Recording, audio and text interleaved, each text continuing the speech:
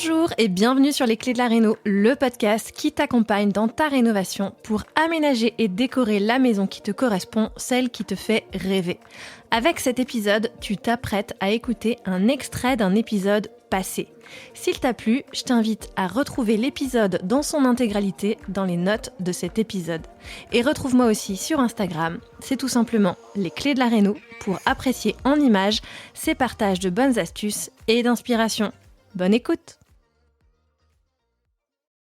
Et ça commence par des meubles qui sont proportionnés par rapport au volume de l'espace dans lequel ils viennent s'implanter.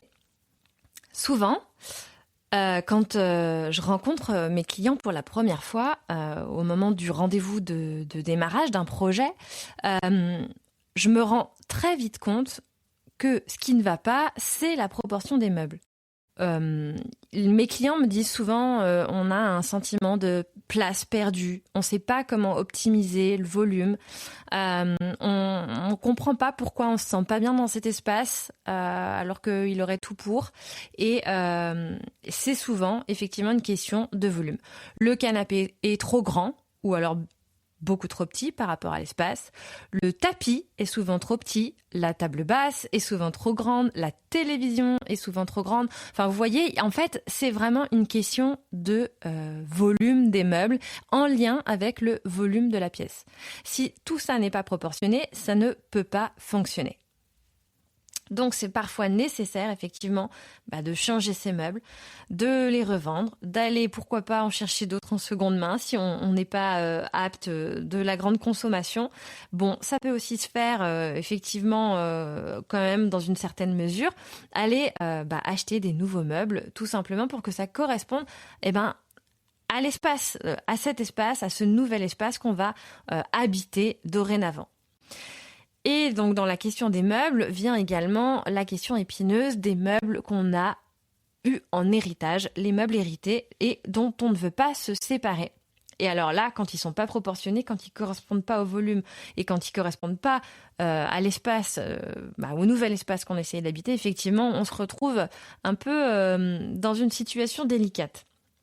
Il va falloir parfois donc imaginer une nouvelle place à ces meubles, peut-être pas du tout celle qu'on avait imaginée jusque-là, pas celle qu'on avait l'habitude d'utiliser, comme par exemple mettre une bibliothèque dans une salle de bain ou que sais-je, une commode dans une pièce de vie, mais finalement, c'est ce qui va créer aussi l'unicité des lieux. C'est non seulement les meubles hérités, parce que personne d'autre n'aura le même mobilier que toi, et aussi la place qui aura été choisie, non seulement doit être effectivement correspondre au volume et aux espaces et donner l'équilibre, comme je viens de le dire, mais le fait d'avoir à détourner l'emplacement, l'usage d'un meuble, peut-être même qui impose de le repeindre ou je ne sais quoi, c'est ce qui va également créer quelque chose de différent et d'unique. Et ça, c'est chouette parce que c'est ce qu'on essaie de créer effectivement avec nos intérieurs, quelque chose qui nous ressemble vraiment.